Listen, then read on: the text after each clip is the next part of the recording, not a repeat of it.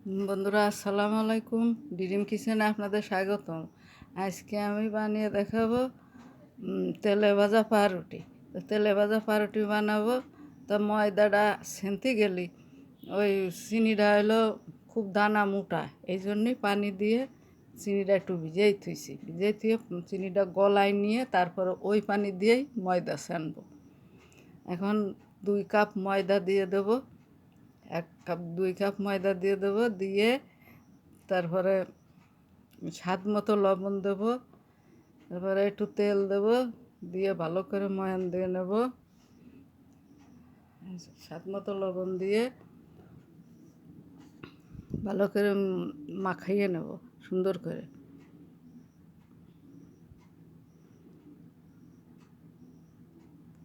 East দিয়ে দেবো হলো 2 চামচ।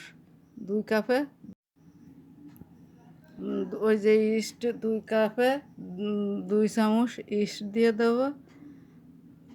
1 কাপে 1 চামচ দিলে ভালো হয়। 2 কাপে ময়দাটা বেশি, তো এই কারণে 2 চামচ লাগবে।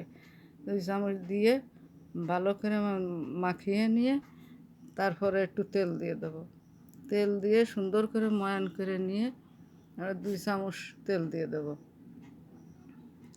দিয়ে সুন্দর করে একেবারে তেল দিয়ে ভালো করে মাখিয়ে নেব।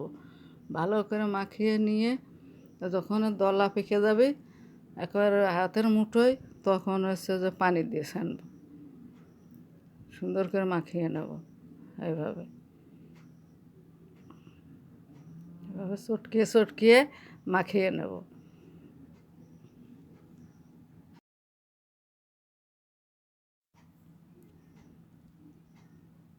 পানিটা ওই যে চিনি দিয়ে ভিজিয়ে রাখিছিলাম পানি দিয়ে, সেই পানিটা দিয়ে আমি ময়দাটা ছেনে নেব সুন্দর করে। চিনিটা ভালো করে পানির সাথে মিশিয়ে নিয়ে তারপর ওই পানি দিয়ে ময়দাটা ছেনে নেব।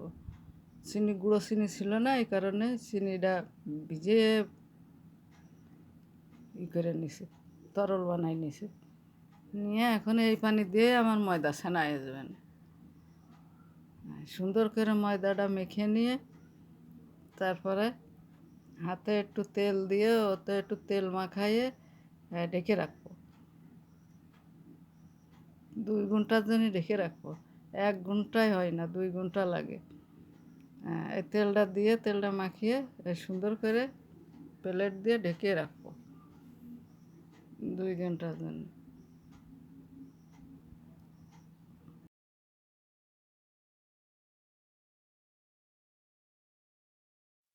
2 ঘন্টা পরে ঢাকা উঠোয় নিয়ে দেখি যে ফুলে ডবল হয়ে গেছে, বাটিটা ভরে গেছে মাশাল্লাহ। এখন ওইটা আবার চাপ দিয়ে আবার ছেনে ঠিক সেই জায়গায় চলে আসবে, ওইটুকু আবার ওই যে নাটা সুন্দর করে আবার আগে যেরকম ছেনেছিলাম অত সময় লাগবে ছেনতে, ভালো করে আবার ছেনে নিতে হবে। নিয়ে তারপরে এই বন বানাবো, ছোটো ছোটো বন বানাইয়ে সে তেলে ভাজবো। তেলে ভাজা পাউরুটি বলে একেই।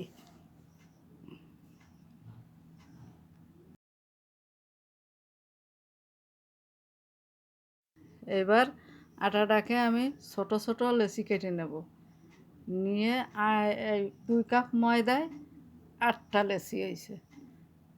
8টা লেচি এরকম সুন্দর করে গোল করে বানাইয়ে একটা প্লেটে তেল মালিশ করে প্লেটের উপর রেখে দেবো, যাতে প্লেটে আইটি না যায়। তারপরে সুন্দর করে 8টা বানানো হয়ে গেলে চলে যাব চুলায়, তেলে ভাজবো। এইভাবে এভাবে আপনারা বানিয়ে দেখুন বাসায়। ঝটপট নাস্তা, একদম বিকেলের জন্য খুব ভালো হয় এই নাস্তাটা বানালে। হ্যাঁ, এরকম করে শেপটা দিয়ে নিতে হবে। হ্যাঁ, একে একে আমার 8টা বন বানানো হয়ে গেছে। এখন আমি চুলোয় চলে যাব। চুলায় এসে গেছে, এখন তেল দিয়ে দেবো চুলায়। চুলাটা অন করে প্যানটা গরম হয়ে গেছে, এখন তেলটা দিয়ে দেবো। অনেক তেল লাগে, তেলে ভাজা পাউরুটি করতে গেলে অনেক তেল লাগে।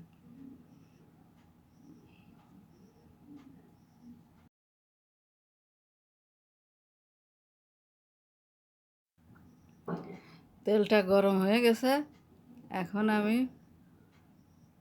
বনগুলো দিয়ে দেবো একবারে সাইডে। দুইবার লাগিছে মোট ভাজি করতে,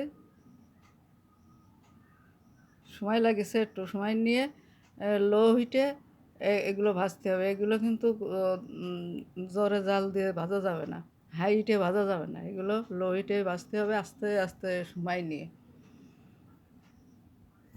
সব করতে হয়ে গেছে এক পিঠ, এবার আর এক পিঠ উল্টিয়ে দেবো। এভাবে উল্টিয়ে পাল্টিয়ে সুন্দর করে ধৈর্য ধরে এই বনগুলো ভেজে নিতে হবে। দেখুন বনগুলো ফুলে কত সুন্দর হয়েছে, ওর ভিতরে ফাইন সুন্দর হয়েছে। এগুলো এইরকমই ভাজতে হয়, আস্তে আস্তে ভেজে নিয়ে সুন্দর করে ফুলিছে।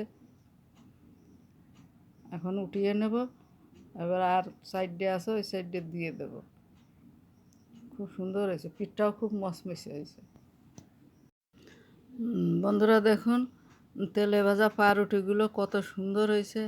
পাউরুটি এমনিও খাওয়া যায়, আবার এই সস দিয়েও খাওয়া যায়, টমেটোর সস। এগুলো এই টমেটোর সস আমার নিজের বানানো। এই রেসিপিটা যদি আপনাদের ভালো লেগে থাকে, পছন্দ হয়, তাহলে সাবস্ক্রাইব, লাইক, কমেন্ট, শেয়ার করে দেবেন। আগামী পর্বে অন্য রেসিপি নিয়ে হাজির হব। আসসালামু আলাইকুম, আল্লাহ হাফেজ।